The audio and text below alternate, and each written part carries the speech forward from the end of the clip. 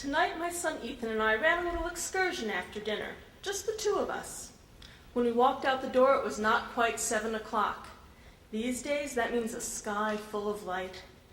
Added to the ridiculously unseasonable warmth, us stepping out on a March eve in mere t-shirts, and I was hard-pressed to remember it wasn't a languorous summer eve, but yet a school night, and thus we had to execute our errand quickly and hurry home.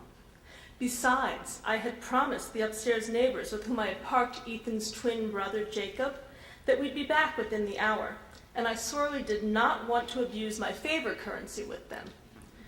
Friends who are comfortable taking on Jacob are few and far between, precious as diamonds.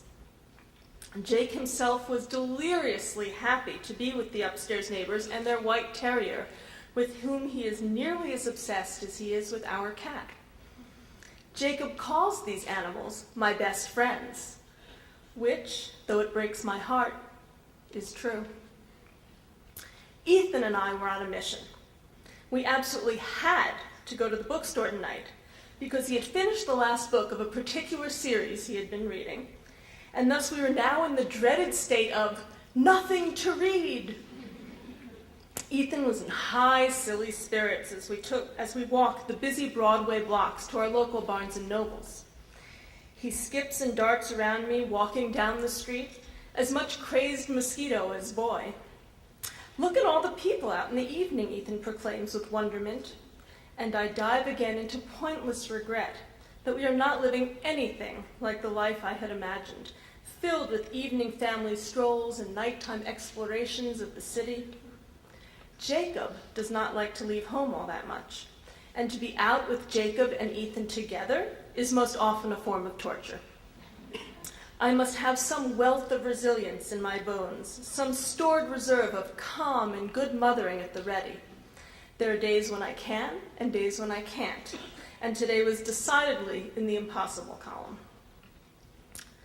Mission accomplished, book in hand, Ethan and I pushed through the store's glass doors into a city become night. The sky's blue glow nearly extinguished, the streets bathed in yellow-orange incandescence. Turning west, we walked the 2 short blocks to Riverside and home. The brightest of stars appeared in the overhead sky. Not stars, planets. Venus and Jupiter, blazing in the deep cerulean sky that slices between the high-rises, thankfully not obliterated. These 2 gods are in a much-celebrated love fest this month, a rare conjunction. And yet, while they appear to be quite close, kissing distance tonight, they are in fact not truly crossing at all. It's just an artifact of our perspective, the way they look from here on our own mud ball. They are in fact deeply distant from each other. Venus, sunward, drawing us in toward the heart of the solar system, while Jupiter circles round us from the outside. I do not like that my children are distant planets, each locked into their own distinct orbits, occasionally approaching, but never truly crossing paths, both merely circling around me, their sun.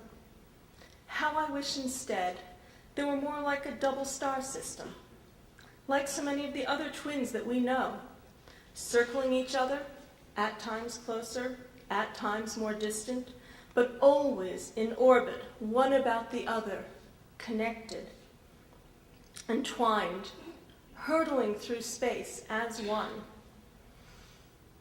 But I must, as ever, resist the siren pull of the what-ifs, of that dark matter that draws me to its crushing embrace. I must instead stay here, in the now, in the track of my actual sons, the one who lives on planet autism and the one who does not.